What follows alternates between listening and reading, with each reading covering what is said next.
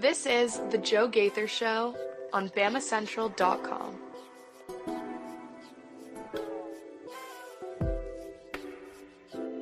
Good afternoon, Tuscaloosa, Internet World, West Alabama. How are you doing today on this Tuesday? Thanks, everybody, so much for joining us right here on The Joe Gaither Show. You're watching us on Facebook, Twitter, and YouTube at Joe Gaither 6, or you are watching us on the BamaCentral YouTube channel.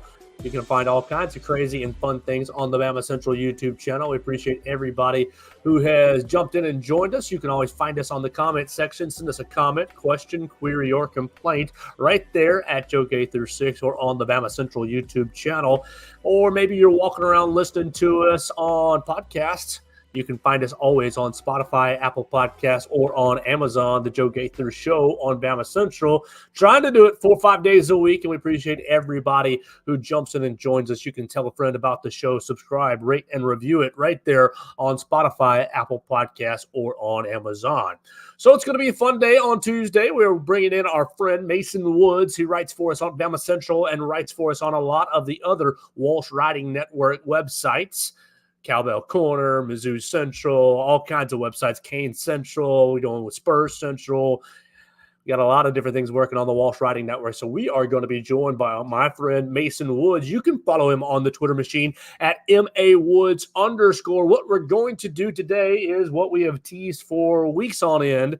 Now that we have a schedule with kickoff times, well, some kickoff times, a ballpark of kickoff times, we'll finally go through and break down this Alabama schedule week by week and predict it, wins and losses, how well Kalen DeBoer will do, or poorly Kalen DeBoer will do in his first year in charge, taking over for Nick Saban. So, without further ado, Mason, what's going on, man? Thanks for joining me.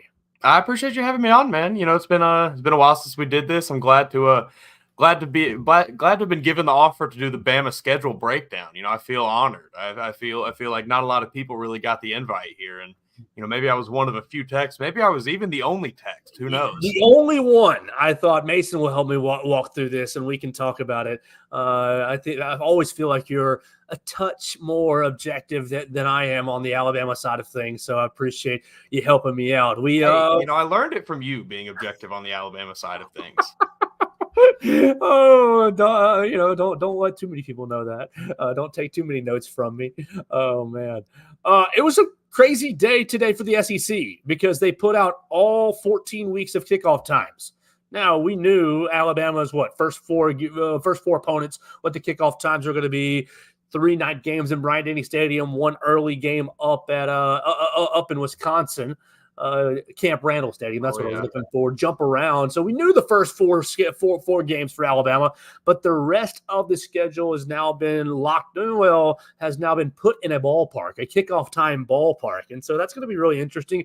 Why don't we start with what the SEC did today with their scheduling, and then we'll talk about the Alabama schedule. Essentially, what they did because of the new partnership with ESPN and ABC is said, okay, we're not going to be picking kickoff times on the Monday before, 2 weeks before. They already announced kickoff times or ballpark windows. You've got 3 windows: the early window, the afternoon window, and the night window is what they're calling this. And every window, the early window is from us in Central Time. You can kick off anytime between 11 a.m. and noon. The afternoon window, you can kick off anytime from 2:30 in the afternoon to 3:30. This is Central Time. And then the night window begins at 5 p.m. and ends at 7 p.m. So you got 3 different windows that you can be assigned to, and ESPN and ABC and their family of networks are going to ensure that all the SEC games are staggered starts and kicking off on their own networks. What do you make of this? I mean, no longer with CBS, so you're not fighting, we want the 2:30 game at this slot, and Alabama, you got to figure out network priorities. What do you make of these new little windows, and Alabama getting assigned 1 game in the early window, 1 game in the afternoon window, and then a bunch of flex games? It seems as if they're kind of, this seems like their way of baking in the chance that, hey, maybe Alabama might be pretty good again this year. I think giving them that many flex spots basically is just saying, new coach, maybe they're going to fall off, but there's a pretty good chance they'll be just as good as where they were last year. So let's leave it open. Let's throw them in some of those night games if we get the opportunity to. Personally, I do like this. I'm a pretty, I haven't really looked into it a whole ton. I haven't really thought about the deep kind of ramifications of the schedule, but I just on first glance, I do like the way it sounds. I like a lot that we're getting to see it this early. I like not having to find out the week of a game when it's going to kick off. I really don't have anything negative to say about it, honestly. I'm going to miss the SEC on CBS theme, but, got to let it go, I guess. One thing it's going to do for us on the writing side is you're not going to be waiting on that 11 a.m. on Monday, waiting for next week's kickoff time to get announced. You got to type it out real fast. Alabama versus Tennessee at 3:30. They put out the grid of when everything is. You've eliminated a lot of that. And so for the fans, I think it's a huge benefit to know, okay, Alabama's at South Carolina. That game's going to be right there at 11 a.m. I just X'd out my screen. At 11 a.m. And then you look at, Vanderbilt, okay, we know that's going to be an afternoon kickoff time, so that's going to be somewhere between 2:30 and 3:30 up there in Nashville. I think it's I think it's very beneficial to the fans who are thinking about hotels, who are thinking about, oh my God, I mean, now in Tuscaloosa, what is it, a 3-night minimum here for a game weekend, and that's going to cost you basically your rent, your mortgage for the weekend. But I think it does a great thing to basically help the fans prepare for the upcoming season. Yeah, I agree. I think this was a move not only for ESPN's benefit, ABC's benefit, but I think that does help the fans as well. And whether they, necessarily intended that or not is beside the point. It helps. And so let's talk about this flex new concept, because the ESPN, ABC, and the SEC have basically designated a lot of games for this flex concept. And if it's considered a flex, it's either going to go into the afternoon window, which is that 2 to 3:30 start, or it's going to go into the night game window, the 5 to 7 p.m. start. And so Alabama got 1, 2, 3, 4, 5 different games, and all of them are from week 8 to week 14. So there's some pretty marquee opponents as well included in this. You get 5 opponents that basically they said, okay, we're going to see how good these seasons go for all these teams, and we're going to kind of schedule out the best that we can to increase our ratings. I love it. Having, okay, it's not locked into 2:30, or you're not locked into 7 o'clock. It could be either or, depending on, okay, maybe Missouri isn't having as good of a season. I'm excited about this new little concept. This is going to be the only real structural change from a scheduling standpoint. Yeah, I mean, I agree with just about everything you said. I have nothing negative to say about this. I think it's good. I like the flex concept of kind of let's wait and see on how these teams play out this year, and whether or not it's going to be a game worth throwing in that late schedule or that late night slot, or if we should just keep it at 2:30. Well, let's talk about Kalen DeBoer in his first season. You already know that the first 3 games in Bryant-Denny Stadium are going to be at night, under the lights. 6 o'clock with Western Kentucky, 6 o'clock with South Florida, 6:30 against Georgia. But if you get this Missouri, if you get this Auburn, if you get these other games flexed into the nighttime window, he could have 5 of his home games played under the lights. That's what, 1, 2, 3, 4, 5 of his 6 home games played under the lights in Bryant-Denny Stadium. I mean, just from a fan standpoint, that'd be pretty awesome. Yeah, I mean, that kind of, that seems almost like the perfect way to kick off like the DeBoer era by, ushering in this new era of Alabama playing only night games at home, basically. We're just going to take that right out of LSU's hands. So let's get right into it. We'll start and we'll just do it just like we did. Last week we talked with Jacob Bain from Cowbell Corner and predicted the Mississippi State schedule, which was, I thought, pretty favorable at home, pretty rough on the road. And then we talked to Joey Van Zimmeren of Mizzou Central about Missouri's schedule and another pretty favorable schedule. It's time to break down Alabama's.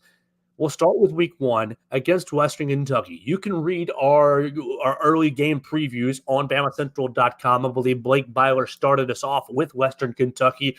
We are all the way through Georgia. I believe I'm up next tomorrow morning with writing the Vanderbilt preview.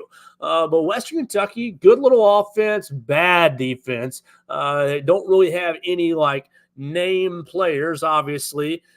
So we're starting the Kalen DeBoer era off with a pretty easy win.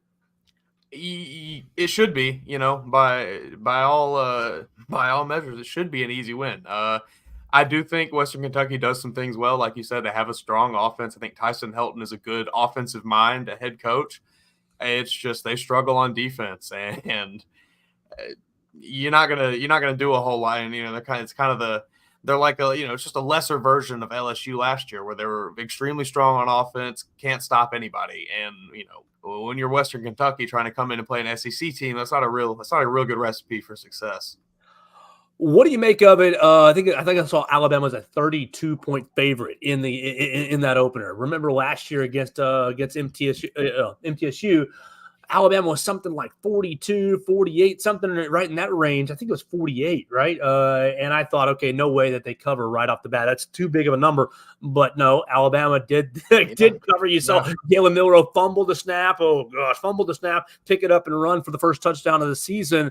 32 points for Kalen DeBoer. Is he going to cover that spread for his first time wearing the headsets in Bryant-Denny Stadium? I think they will. I think they will. I think they cover that. I think Alabama is going to come out firing. I think this offense is going to be moving the ball a lot through the air. Going to be getting it downfield a lot. And I think Alabama should be able to cover that. All right, so we're in agreement. I think they're going to cover as well. I think people are maybe underestimating, and it's probably because they don't really know with all the unknowns. Nothing against the people. But I think this Alabama offense is going to be deadly. I agree. I tend to agree. I think this new system is going to be a problem for opposing defense. I think we're going to see Alabama kind of step into that even more so than they have the last few years into being an offensive powerhouse. All right, so we're moving on to week number 2. Pretty nice little comfortable win for Alabama against the Hilltoppers. Week number 2 brings some bad memories from last year. Not that Alabama lost, but oh my gosh, what a terrible day it was in Tampa playing the South Florida Bulls, playing Alex Golish and taking on Byron Brown. And yeah, Byron Brown didn't really do much from a passing standpoint, but he scrambled his butt off. And, I think he stretched the defense, but more so it was just putrid offense for Alabama last year down in Tampa. Yeah, it was storming, it was raining, and Coach Saban was kind of trying to maybe prove a point to the team about the quarterback situation. It was ugly, 17-3 win. But South Florida pays off the home and home now. They got to come to Tuscaloosa 2 years in a row. It's going to be 6 o'clock under the lights. And I think this game's going to go a little closer than people expect.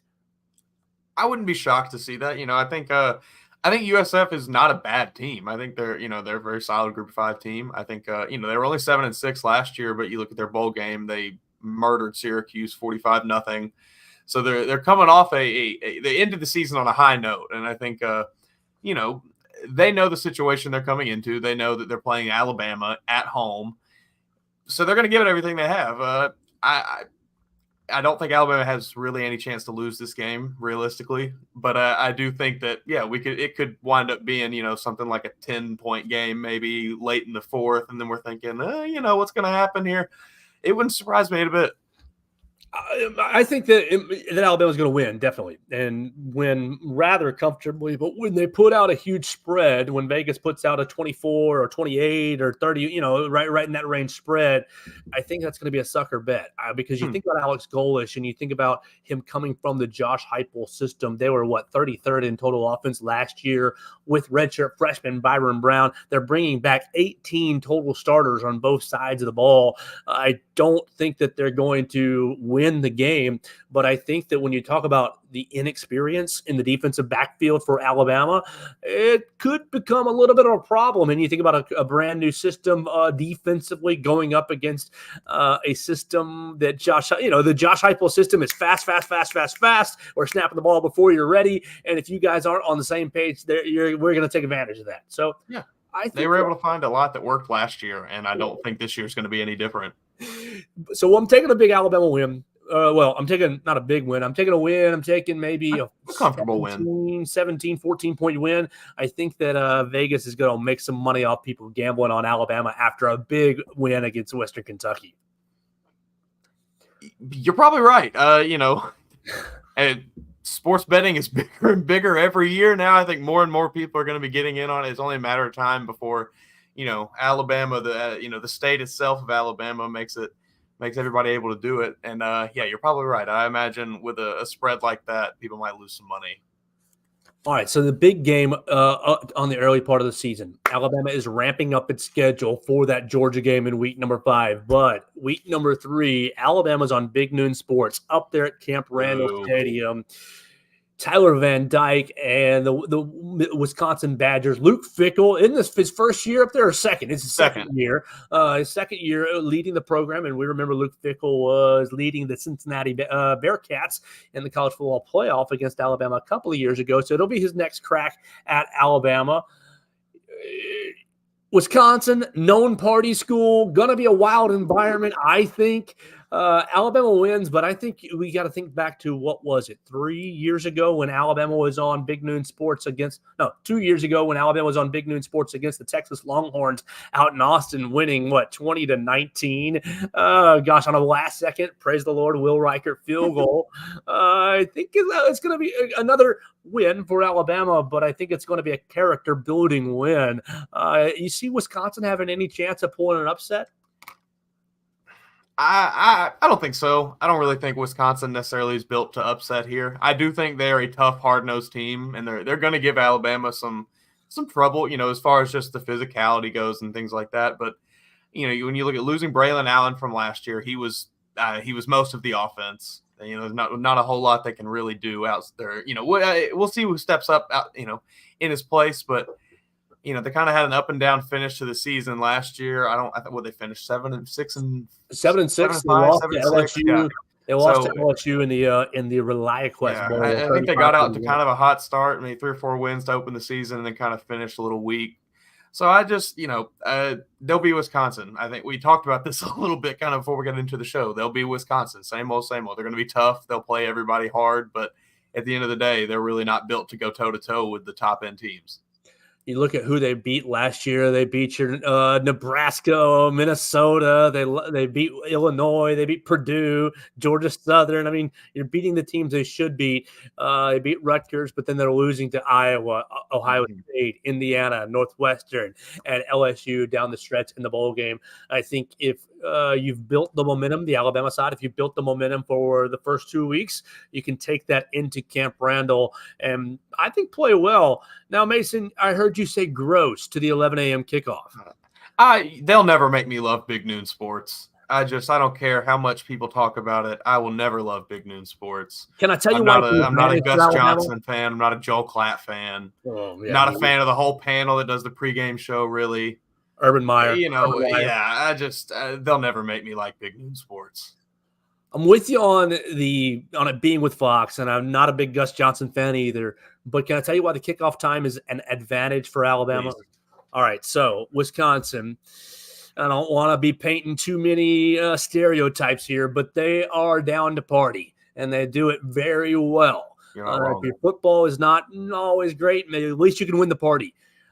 The ideal scenario for me is Wisconsin. Oh, we're hosting our first big game of the year. Bunch of freshmen who have never been here. Bunch of seniors who are excited for their first big game of their last year. I mean, it's going to go permeate throughout the entire campus. The beer, the Miller Lite, the vodka, whatever their alcohol of choice is going to be flowing on that Friday night. And of course, I don't mean to disparage any Alabama fans, but the Alabama fans will be partaking as well. But there's a little bit of a professionalism to the Alabama fans, in my experience, that, we do this for a living. We've been at big games for the last 15 years. I think that maybe there's going to be a little bit of an element of, let's host the Alabama fans and show them how we get down. Maybe they won't wake up until the third quarter and can't at 11 a.m. on that Saturday. So maybe the first couple of quarters, okay, you get in there, you get a good Jalen Milroe touchdown, you get a Jeremy Bernard long pass and play, and the crowd's like, bleep this, we're going down to the parking lot to continue our Friday night. That's a valid point. That's something I had not quite considered. The students of Wisconsin, they love to party, but getting up that early is hard. As someone who was a student for 4 years that went to a lot of 11 a.m. kickoffs and had a tough time doing it, it's not an easy task. So ideally, I'm hopeful that is a little element at play.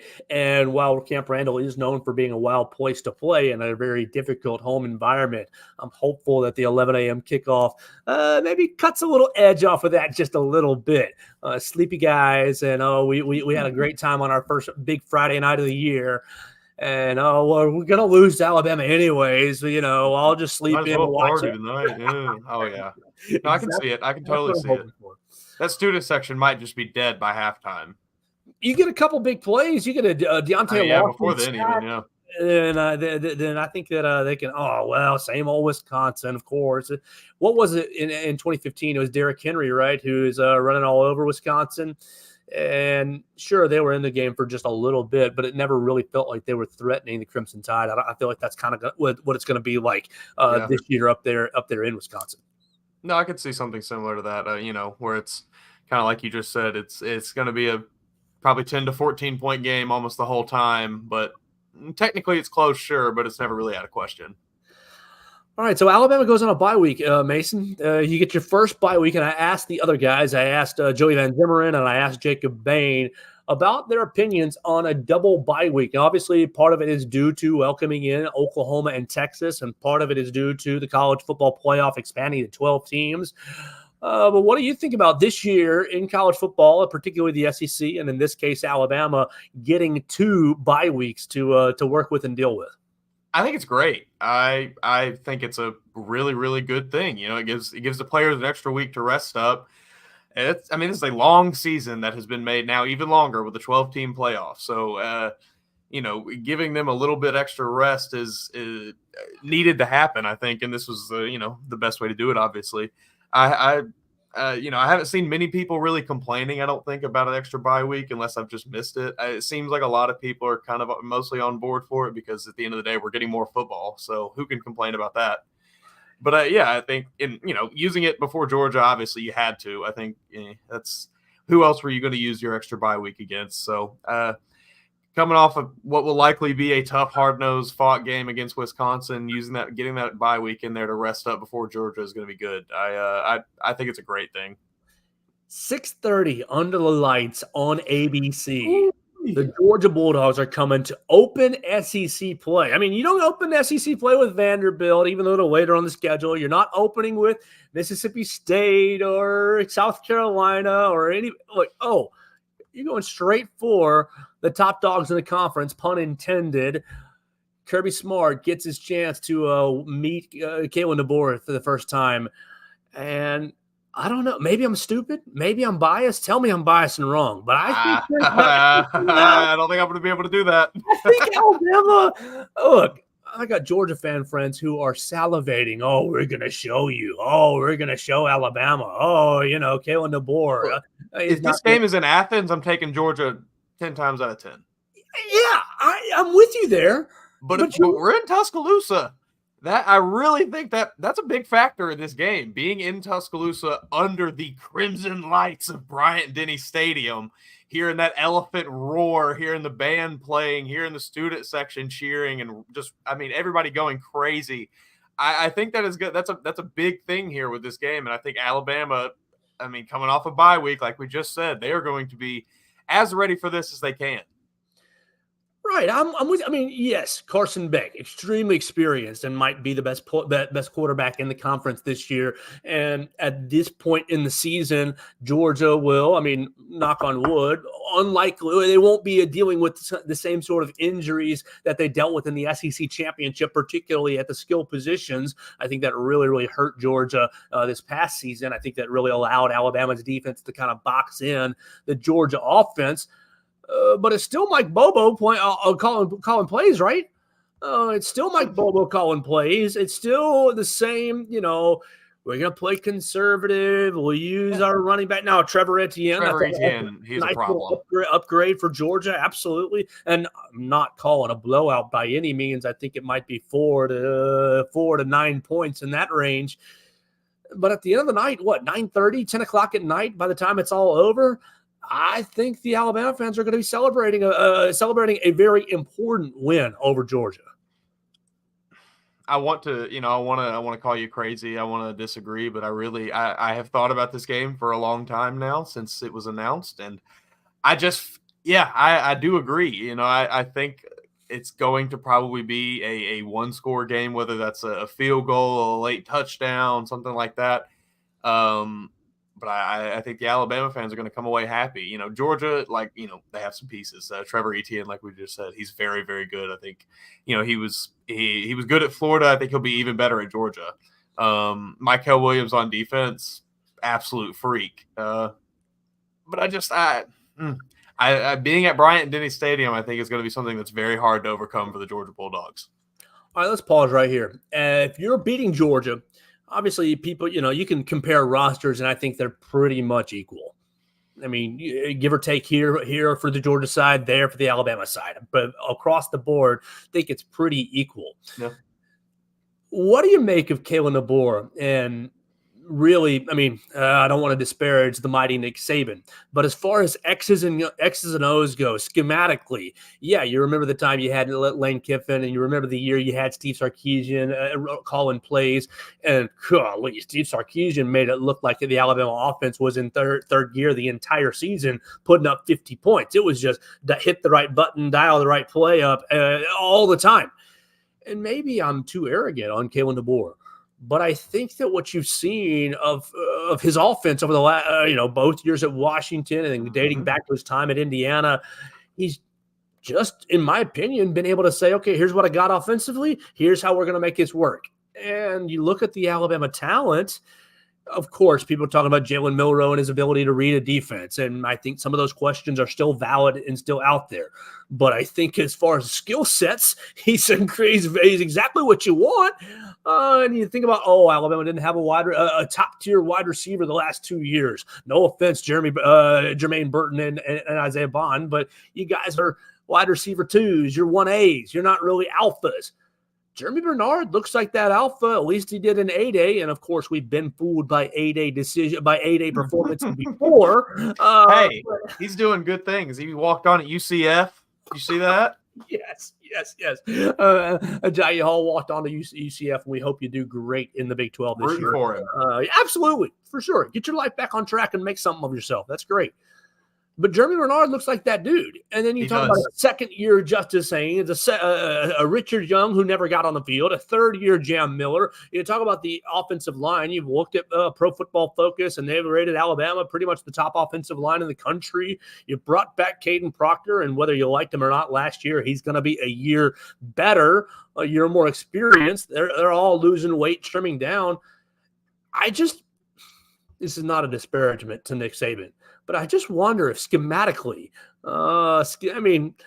Tommy Rees, she struggled a bit last year, and obviously you're trying to overcome some deficiencies along the offense, but I just think schematically, Kalen DeBoer elevates Alabama's approach to basically every single game. I do think he brings a unique flavor, kind of.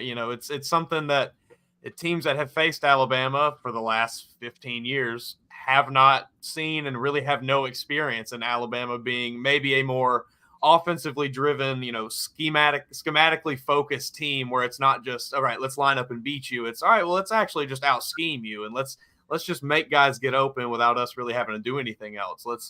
So I do think that, Kalen DeBoer, the addition of him coming in and kind of injecting his own offensive mindset and offensive scheme into the team, I think that poses an interesting threat, a unique threat, especially to Georgia, who is, I'm sure Kirby Smart, he knew this game was on the schedule for a while. He's probably thought he was going to be playing Nick Saban for a while. So Yeah. I think, he had to really go back to the drawing board completely, making his game plan for this game. And, whether he has it ready or not is we don't know, but I'm sure he's been thinking about it. And when I can't imagine he was exactly excited when he saw Alabama hired Kalen DeBoer. All right, so we're both taking a close win against the Georgia Bulldogs, and that puts us at 4-0 on the season.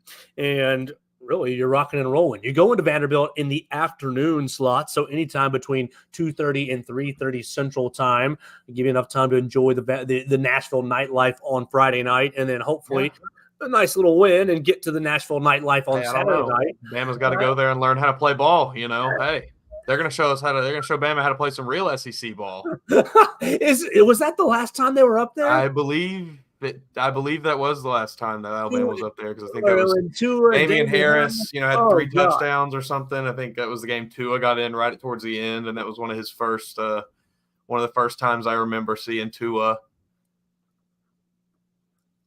Man, it's Vanderbilt. There's not a whole lot to say here. I don't want to disrespect any of the strong men of Vanderbilt, but it's Vanderbilt. They're gonna be Vanderbilt this year. They'll be okay at best. Wasn't there over under? Didn't I see it at 2.5? I think I did. That's okay. So they'll be lucky to squeak out 4 wins probably this year. Clark Lee, just pack it up that week. Try not to get hurt. Run the clock, running clock. We remember those days in high school. Put the clock on, and we'll just. Oh, I know all about the running clock. I think it's going to be a pretty cakewalk win for Alabama up in Vanderbilt, and then you go to South Carolina, another 11 a.m. kickoff. It's going to be either on ABC or ESPN, so you're right there on one of the big boy channels, but it's the only other 11 a.m. kickoff. And again, the same sorts of concepts for the Wisconsin. Oh, we hate 11 a.m., but it's going to be an advantage. Look, they don't have anything to do over North Carolina but drink and listen to Sandstorm, like just over and over and over again.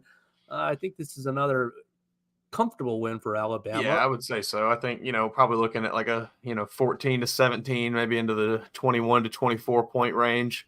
South Carolina does some things well. I think I think Shane Beamer coaches a tough team. He's a joke. I think, they have potentially an exciting quarterback in Lenoris Sellers. I don't really know a whole lot, but the little bit I've seen and read about him, it seems like some people are a bit excited about what maybe he can do. They got Robbie Ashford in the transfer portal. Who knows? Maybe he figures out to play some kind of position on the field. You did lose Xavier Legette. He was the offense in 2023. I think he had like 1,300 yards last year or something. I mean, it was just ludicrous what he did. I don't really think they brought anybody that notable back that I know of, other than, I guess Lenoris Sellers, who some people are excited about. But yeah, I think it should be a comfortable win for Alabama. They should be able to just kind of pack this one in and enjoy the day. All right, what bone is Shane Beamer most likely to break after the game in frustration? Well, he broke his foot last year at some point. Didn't he break a hand? That's where I was gonna go. I was gonna go with the maybe a wrist, maybe some fingers, some metatarsals, maybe. I wouldn't be shocked to see him roll up to a Monday press conference with a little wrap on his hand or something after that weekend. That's why I think he's a joke. I think he has very, very low emotional control. So I think Kalen DeBoer is going to be able to put him into a little blender on that day, and Alabama is going to have a nice morning over at Williams-Brice Stadium. But now I think you're going to have trouble. At Tennessee, this is week number 8, and this is a flex window game. So it's either going to be in the 2 to 3:30 window or the 5 to 7 p.m. window. It's going to be that 5 to 7. Yes. Oh gosh, are we liking Alabama? It's going to be under the orange lights of Neyland Stadium. Are the Alabama fans going to be smoking their cigars? Man, I don't feel good about this one. I don't either. I have ridden this victory lap for 2 years now. I called it when Tennessee beat Alabama the last time. I'm going to call it again this time. Alabama's going to lose this game. I'm afraid. I think Nico Iamaleava, he is a problem. I mean, he's just an issue on the field. There's nothing. He's one of those guys where you do not stop him. You hope to just slow him down. And, whether or not they can do that, I don't know. Tennessee, Brew McCoy comes back. Squirrel White had himself a touchdown here in Tuscaloosa. Yeah, it's whether or not Brew McCoy stays healthy, we'll see. But assuming he is healthy, he's a solid receiver. Squirrel White, he can, I think, very easily take on a Jalen Hyatt type role in that offense, like Jalen Hyatt did 2 years ago, going off for like 1,100 yards that year or something like that, something crazy. And then on defense too. I mean, they got some studs on defense. James Pierce on the line there. I think he had like 10 sacks last year. He's probably going to be a top 15 pick. Man, this one worries me. This is a tough game. This is an extremely tough game. Tennessee fans are going to be out in droves for this one. It's going to be tough. I think I'm going to give it to Tennessee. I think it's close. I don't think Alabama goes up there and gets embarrassed, but I think we're probably looking at a game very similar to 2022. Yeah, I think so too. I wrote down an L on my sheet. And I think for a lot of the reasons you just said, I think that they're going to be able to control the running game with Dylan Sampson. And basically, I think Nico Iamaleava is enough of an athlete to work the running game but be accurate in the passing game. That was the issue last year, is their boy Joe Milton couldn't hit the broadside of a barn. So all the downfield. I drank the Joe Milton Kool-Aid. All the downfield passing was basically inept. I think this is going to be a problem for Alabama. And as much as I think about 2 years ago, the main thing that sticks out of my head was dangerous. I feel like in Neyland Stadium, that's just I think my Tennessee fan friends would disagree, but it looks and it feels like a dangerous environment to be there for. You heard a lot of horror stories from the Alabama contingent 2 years ago. If they tear down the goalpost and throw them in the river again, it wouldn't surprise me one little bit. No, I think much like Alabama does against Georgia, I think Tennessee kind of gets the nod here for being at home. Are they the just objectively better team? I don't think so. But it's in Neyland Stadium, and wow, that's a hard place to play. A lot of things go bad in Neyland Stadium. Oof, yeah, so we're on the same page. A loss drops Alabama to 6-1, 3-1 in the SEC up to this point. So 6-1. Let me write that on my notes so I can keep up with myself. But then Alabama comes back for homecoming. And what are you doing, Alabama? I'm sorry. What are you doing in Missouri for homecoming? I mean, you've got Mercer at week 12, and that was put at a 1 p.m. kickoff. We'll get to that in just a second. But, you've got Mercer hanging out there. And yes, Missouri, the last time they were in Tuscaloosa, it was homecoming, and you beat Drew Lock. But this is not Drew Lock's Missouri. Exactly. This is going to be bad. These guys I think they're going to be good. Up to this point, I've not seen anything to make me not believe that Luther Burden is going to be the SEC's best receiver next year. That guy's a freak. They bring back just about everyone. Brady Cook at quarterback. Obviously we mentioned Luther Burden, and then a couple other receivers. Tight end comes back. The defense, they brought in a new defensive coordinator. Things look good for Missouri. Things are up for Missouri. This is, I really never thought I'd be saying it, because I always was beating the drum that Missouri didn't belong in the SEC, but they kind of look like they belong in the SEC.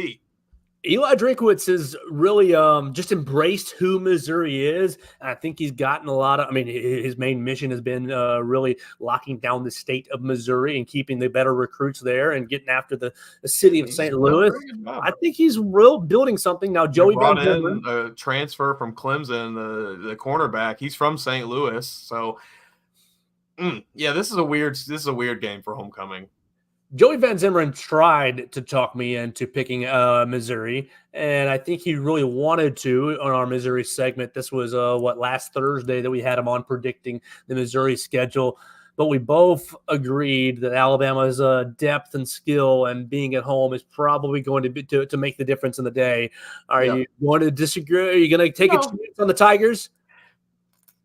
No. I think, kind of for the reasons you just said, I do think it's kind of one of those things where it'll be close for a bit, but Alabama will just outlast them like they do other teams of similar nature. We've seen teams in the SEC kind of have these runs like this where you start to think, oh, are they going to maybe contend? And then they go play the Alabamas and the Georgias, and it's like, oh, okay, they're not quite there yet. So I think this will be something very similar where, good for you, Missouri. You're probably going to win 10 games this year. It just won't be against Alabama. All right, so here we go. Alabama is now 7-1, 4-1 in the SEC, and gets their next bye week.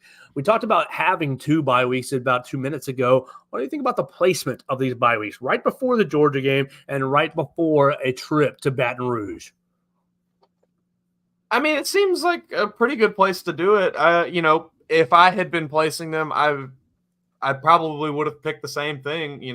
I think you absolutely have to put one ahead of Georgia to get you that little break there, to get you an extra week of preparation, get your guys some rest, get everybody healthy. And then LSU is kind of one of those teams where, they're a bit of a wild card in the SEC. They you never really know how good they're going to be. They're always kind of in the mix, but you never know if they're going to be able to quite, get over the hump. And, I don't know. LSU is interesting this year. Definitely. You got quarterback Garrett Nussmeier, and basically they're bringing back John Emery, the running back, decided to come back out of the transfer portal. Josh Williams is their graduate. You see little Aaron Anderson is now in his 3rd year, second at LSU, but his 3rd year in college. Kyron Lacey had himself a decent little year as their 3rd or 4th wide receiver last year. The biggest issue is, are they going to fix the defense? Are they going to fix the defense? And if they are, I think it's going to be I think they have a chance to have a very strong year. I think the moves they made coaching wise, the LSU big step in the right direction for the Mm-hmm. LSU defense. Bringing Bo Davis back, bringing Blake Baker in from Missouri. I'm interested, in doing some preparation for this. You kind of get to reading about, the pieces they have. And, I was thinking about Harold Perkins, and I think, just looking at statistically, I think last year he kind of took a step back a little bit. I'm interested to see what he does this year with a new defensive coordinator. Maybe he's going to kind of go back to moving around the defense a little bit, and maybe not be confined to the inside linebacker spot like he was in 2023. I think they could. I think they'll improve on defense. I don't think it's going to be necessarily night and day from last year to this season, but I think they will certainly improve on defense. It's going to be hard to be any worse. All right, I do think they're going to be better on defense, but I think that you look at these last 2 road games at LSU and at Oklahoma. I'm not sure which one is going to be which. I wrote down a win for the LSU game. But I think that Alabama splits those 2 road games, whether it's winning against LSU and losing against Oklahoma, or vice versa, losing on the road to LSU and then 2 weeks later going out to Norman and winning. I think that that Norman game is, you can play it however you want. I think the split is coming. I could see that. I certainly could. I've been worried about that game in Oklahoma for a while, ever since I saw it. That just going to Norman, that's a tough place to play. Oklahoma, they're a bit of a question mark. I think quarterback is kind of a question mark. With Jackson Arnold, he was inconsistent, we'll say, to put it lightly, last year. And, but they get a new offensive coordinator. So, I don't know. Obviously, we know the defense is going to be pretty strong under Brent Venables. So, I don't think I'm going to go so far as to say they're going to lose one of those 2. But I do, if they were going to lose another one, I think it will be one of those. All right, so we're skipping Mercer because who cares about the Mercer Bears? It's going to be a cakewalk game. Get off of my schedule. Get these cupcakes off of my schedule. Who would we want to see there? Give me Give me a good non-conference game you'd rather see. Throw an SEC. Give us Florida. Give us another. Okay, I like it. Give us Kentucky. Give us Florida. Give us Mississippi State. Give us. I would love to play Mississippi State this year. Yes, someone like that. I mean, Mississippi State, an hour and a half down the road. You've been playing them forever and ever, and now they're off the schedule because we got to play Mercer. Get them off of my schedule, please. I mean, you're wasting. I mean, if we're gonna play Mercer, just do a third bye week. You know, I mean, come on. We all know that's the only reason they schedule Mercer anyway, is to basically just have another bye week. So let's just be transparent here. I wish that if you're going to keep these games on the schedule, the one thing you would do is say, you know what, no starters play today, none at all. You get your Tyson. Just make it a JV game. You know. Yes. Perfect. That would intrigue me. That would get me excited about going to the game and watching the game, knowing, oh gosh, you know, your two freshman corners are out there. We've been waiting to see those guys all year. And oh gosh, you think about Red Morgan in the back end. You want to see him some, and you probably will through the season, but make them be, you know, the be-all, end-all. Let's go see Amari Jefferson out on the outside. Let's go watch the three freshman offensive linemen, see how they are. Because what, you're 11, 12 weeks into the season at this point. Yeah, that's week number 12. You're 12 weeks into the season at this point, and most of these guys early enrolled, so they went through spring practice. Let's see how their development's gone over 11 months here in college. That would make it a lot of fun. Let's throw in Austin Mack. Let Austin Mack and Ty Simpson just swap in and out all day long. It would definitely make it more interesting to watch. That's for certain. I don't want to see Jalen Milroe and Justice Haynes just, you know, it's like playing toddlers into those games. So we're skipping Missouri. Big win. At Oklahoma, we already kind of touched on it. You got anything more you want? I think you're definitely splitting between. That's my opinion, between LSU and Oklahoma. Those are two extremely tough road games, and that's hard. If you made me pick which one they were going to lose to, I'd probably give the nod to LSU over Oklahoma. I just think I think LSU, their ceiling this year is maybe a little higher than what Oklahoma can do. Because I don't know about quarterback is such a big question mark with them. I'm not sold on what Jackson Arnold can do. We saw a little bit last year, but you also saw him do a lot of bad stuff in the limited time he had. So, but that's hard. That's a tough road game. That is the back-to-back weeks at Oklahoma and then Auburn coming into town. Now, look, Auburn and Hugh Freeze, he's talking about, we need another year, another recruiting class. Mm-hmm. But I think he's doing a little bit of that poor mouthing so that maybe the expectations are a little lower. You look at Peyton Thorne, he's apparently got himself real comfortable in the system, and now they've got a couple wide receivers hit the transfer portal pretty hard with the wide receivers, bringing in Robert Lewis and Keandre Lambert-Smith. You bring in Cam Coleman, who was a very highly touted recruit here in the state of Alabama, and Jarquez Hunter as a senior running back. I think he's playing a little bit of the media game. Oh, we're not going to be that good.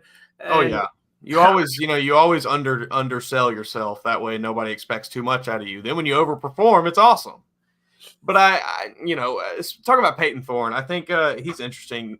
I'll believe it when I see it as far as him having gotten more comfortable in this system. I think them going out and hitting the transfer portal as hard as they did for targets for him is maybe a little telling as to where he is with his level of comfort playing in Auburn's offense. It might, they might be kind of just take the approach of, all right, well, let's just load him up with as many weapons as we can. That way he can't fail. We'll see if that works. I think Auburn probably will be a little better than they were last season, mostly just because getting Robbie Ashford out of there and kind of clearing up what's happening at quarterback will help. I just don't know how good that offense is actually going to be with Peyton Thorne at the helm. So I'm taking Alabama to win at home. If it were down in the Plains, I think it would be a challenge. But I'm taking Alabama to win at home and welcome Hugh Freeze. This will be his first time back since his Ole Miss days. Oh, wow. Here in Tuscaloosa. I can't imagine that will be a very warm welcome for him. Will that be the first time since the crazy bouncing off 2015 game? I think yeah, I think so. Didn't he lasted one more season at Ole Miss, right? I believe so. Okay. So this will be the first time. Oh, wow. That'll be a wild time. And I've got Alabama now at 10-2. Are you going with 11-1? And it's fine if you are, but I've got 10-2, 6-2 in the league. You know what? Just to be different, go ahead and I'll go 11-1. I think they can beat LSU and Oklahoma. I think they can do it. I think that's two. That gives you two big road wins to close out the season. Build your confidence going into the end of the year, going into postseason. I feel good about that. All right, before we hit on where that might put them in the SEC, let me go to a comment right here. Chance Bailey joined us on Facebook, and you guys can join us on Facebook, Twitter, or YouTube, saying Nick Saban will still be playing a big part. He made this comment early in our schedule breakdown. I'm going to disagree. I think that Coach Saban, by the time the season starts in August, he's going to be fully invested in his time with ESPN, and of course, I think he'll be available for a phone call if they need one. But I think that pretty much by the time look, let's not act like these coaches that have come and gotten hired are dummies that haven't ever done it before. I don't know that they're going to be leaning or looking to Coach Saban for much guidance. And I think Coach Saban, I don't really think that Coach Saban has any interest in kind of doing that necessarily. I think he knows that in order for it to be a successful transfer from one coach to another, you can't have the old coach still lingering around answering questions. As much as I do think, like you said, he'll still be available for a phone call if a player needs to call him or something. I miss him, whatever. Coach DeBoer needs a bit of advice on something, sure. But as far as any, I don't think he's going to be involved remotely with any kind of scheme, anything like that. Maybe a bit of administrative work here and there, but I think you hit the nail on the head. I think Saban does everything 100%. I think he's going to do ESPN 100%. All right, so we've got 11-1 or 10-2. Are we feeling like that's good enough to make the first SEC championship without divisions? 11-1, yeah, you're in. You beat Georgia, you're in. You're probably playing Texas, or you might have a rematch with Oklahoma or a rematch with Georgia. Mm-hmm. But 10-2, if you lost to Tennessee and you lost to maybe Oklahoma, you're up in the air a little bit. It's going to be a blast this year with the conferences, or with the conference merging from either of those records. You're getting in the playoff. I think we can put that in stone. So whether or not you're winning the SEC is not nil, but with either of those records, you are going to be in the playoff. So you are going to be playing for the ultimate goal no matter what. So let's transition to the playoff, because my friend or our expert Andy Staples of On3 Sports put out today his playoff prediction. And we're just listed off and we'll get instant reactions. 1 seed Ohio State, 2 seed Georgia, 3 seed Florida State, 4 seed Kansas State, 5 seed, there you go, Alabama, 6 Oregon, 7 Texas, 8 Michigan, 9 Notre Dame, 10 Ole Miss, 11 Tennessee, and 12 Boise State. So Alabama gets the 5th seed. We'll just say that they did finish 10-2 and they didn't make the SEC championship game. Maybe Georgia is playing Tennessee or Ole Miss or Texas in that SEC championship game. Georgia wins that hypothetical and they get the 2 seed. They've lost to Alabama, but they've gone on a run since then. I think that might make it some sense. What do you think? Alabama drawing a 5 seed, and what do you think of just the field as a whole? I think, and we, this is something that, again, we kind of talked about before the show, but I think a lot of people saw some of these logos on this graphic and immediately were very quick to call Andy Staples stupid or, say he's an idiot, la-da-da, whatever it is. But when you really kind of start to think about it, someone has to win the Big 12. And it's not crazy for it to be Kansas State. Florida State is, someone's got to win the ACC. So that's another conference that's pretty down right now. And whether or not Florida State is a elite team this year, you don't really have to be to win the ACC right now. So that's, that one's not crazy either. Obviously, Ohio State and Georgia are not crazy. They both have a pretty good chance of winning their conferences. And outside of those, Boise State is a little interesting to see there. But again, some team has to, one of those Group of 5 teams like that, one of those smaller teams one of them's going to be good. There always is one. So maybe it's Boise State. They had its decent season last year. I could see them kind of continuing to build. This looks like a strong year for the SEC. I'll say that. Yeah, you go what? One, two, three, four, five SEC teams in the field. You go, and this is crazy. One, two, three. Did I have that right? Three Big Ten teams because Oregon, Yeah. Oregon, Michigan, and Ohio State. That's going to take some getting used to. You have the automatic qualifier. Oh, no, yeah. 1, 2, 3, 4, 5, 6. Excuse me, 6. 1, 2, 3, 4, 5. Yeah, 5 SEC teams, 3 Big Ten. That brings us to 8. 1 Big 12, 1 Mountain West, 9 and 10. I'm missing somebody. Oh, ACC is 11, and Notre Dame is our 12th. So if you're not in the SEC and you're not in the Big Ten, you better be winning your conference or making a big old run. This is, and this is something that has kind of been talked about for the last 6 months to a year now. Like we are, I think, slowly ushering towards super conferences, even more so than we have now. And so be it. And make these teams play each other. There's just, it is to this day ridiculous that Notre Dame can get by not being in a conference. Make them play teams in a conference. It's just, so this is just one more step to push us again into super conferences. So I'm all for it. All right, so in this hypothetical, and we'll continue on with it, Alabama's hosting a home playoff game against the Boise State Broncos. Imagine a world where Boise State gets to host a home playoff game on the blue field. I mean, that would be something. I think they'd have to have a lot of breaks to get that top 8 seed. But you've been in Tuscaloosa a long time. You remember last year, Texas coming to town. That week it was on fire. Many LSU weeks it's been on fire. Many Auburn weeks the city has been ablaze. What would it be to host a December playoff game? What would that be, like the 19th, 16th, 15th, right in that range in December? I think that this place might explode. The population of this city would quadruple. I mean, it would be insanity. There'd be people flooding out of every business in the city. There'd be lines out the door to get a meal at any restaurant, any bar you want to sit down and get a drink. You'd have to wait an hour. But bring it on. Give me a home playoff game. I want the city of Tuscaloosa on a national stage, just like it, bring us to the forefront and get the place rocking. Because Tuscaloosa is a great football town. It's a and obviously people know that it's the University of Alabama, but I don't think people that don't necessarily come here and experience it you only see it on TV. You don't really know what it's like. Outside of just the game, just having, people in town and things like that, the city abuzz, it's a great time. I think I would end up pitching a tent in the backyard, moving me and the dog and the cat into the backyard and renting out the whole house. That's a great idea. Hey, if y'all don't mind me in the backyard, probably make enough money to live that year.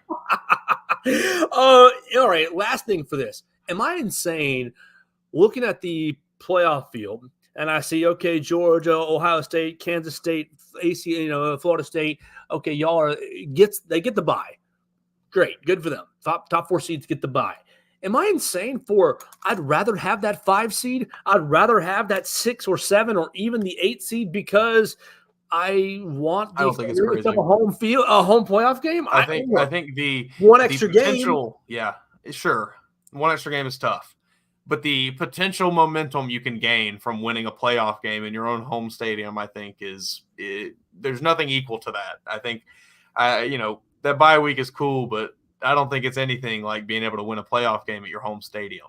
That is a surge that you can't recreate with anything else. You get that 5 seed, as Andy Staples has it right here from On3, and we thank him for putting that out today, give us some things to talk about. You get that 5 seed, you're playing the worst ranked team in the field, in this case, Boise State. You win. All right, you're on momentum, and then you go play the lowest ranked conference champion. And so, look, where would that Big 12 champion be if you were just ranking them without the concept of the playoff? Would they be 8? Would they be 9? Would they be 6? Would they be maybe 15 or 18, somewhere in that range? Because you got to take the top 4 rated conference champions. That might be 12 and 14. So you might have the easiest 2 routes. You're playing at home. You're playing the 4 seed in one of these bigger cities where We know this from our experience. The Alabama fans will travel to the Sugar Bowl or to Atlanta or to some of these places where these games are going to be played, to AT&T Stadium. And then from there, you're in the last four. And you're just rolling the dice against, the winner of Ohio State, Michigan, and Notre Dame in this case. And then at that point, you're playing a title game, and you built all your momentum, and it's just a one-game season. I think I would rather have, the 1 seed would be fun. But I think 5 seed is very, very good. Juicy. Yeah, that 5 seed is woo-wee.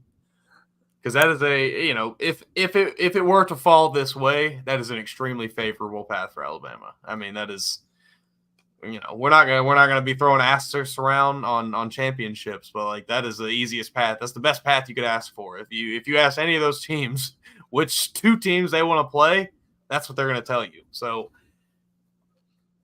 I don't disagree. I think that 5 seed conference champion in the next round. Yes, I think you might rather have that than the bye altogether. Look at Georgia in this case. Georgia gets the bye. They're the conference champion. Great. You get the crown. Well done. Trophy for you, Kirby Smart. But you get the winner of Texas and Ole Miss in this hypothetical, and they're going to be good teams. You're going to get the winner of the 7-10 matchup, who is probably the second or third best team in the SEC or one of the better teams in the Big Ten. Like, you can just flip it. Just give them the winner of this Michigan and Notre Dame game. Like, it's going to be – I think that's a brutal draw. And so, while I think it's going to be a lot of fun, I think there's still a lot of room for improving the way this field is getting chosen. Yeah, I agree. I think I was – it seemed kind of like we were moving away from the automatic qualifier thing, and then they dropped that on us like, oh, we're still going to keep it, and it kind of left me a little confused. So I would definitely be interested to see how this year's playoff goes, and then how quickly they maybe change it if it does not go super well. Shoot, pretty fast. If you get that 4th seed is the automatic qualifier, and really they're the 15th best team in the country, I think that gets changed pretty quickly. Yeah. Mason, let's get on out of here for the day. You've been writing for us for BamaCentral.com and a lot of the other Walsh writing networks. Make sure you follow Mason Woods at MAWoods_. Mason, we got to talk about what we're going to do for SEC Media Days. I think we might try to drag you out to Dallas with me for some help, but we'll get together on that. Tell everybody what you're working on with the Walsh Writing Network, where they can read you, whether it's on Cowbell Corner, or whether it's on Kane Central or Mizzou Central, or wherever that you're writing your stuff for the Walsh Writing Network right here on SI. Yeah, Cowbell Corner, Mizzou Central, Bama Central. Those are the 3 that I kind of stick to the most. I get every now and then I jump out to one of the others, but for the most part, you can kind of find me more regularly on those 3. Make sure you follow Mason Woods at MAWoods_ for Alabama Titans and for all kinds of other thoughts right there on the Twitter machine. Mason, thanks for your time, man. Let's get out of here. I appreciate you having me on. Yes, sir. That's Mason Woods joining us, and that's going to do it for our show. That was a quick hour. We broke down the Alabama schedule. Look, it's June. Things will change. Our predictions, we'll try to stay as true as possible, but you never know. Things will change in July. We'll get more information at SEC Media Days, and then we'll have fall camp to kind of alter our predictions. But for now, I'm going with 10-2, 6-2 in the conference. Mason Woods joined us and went with 11-1.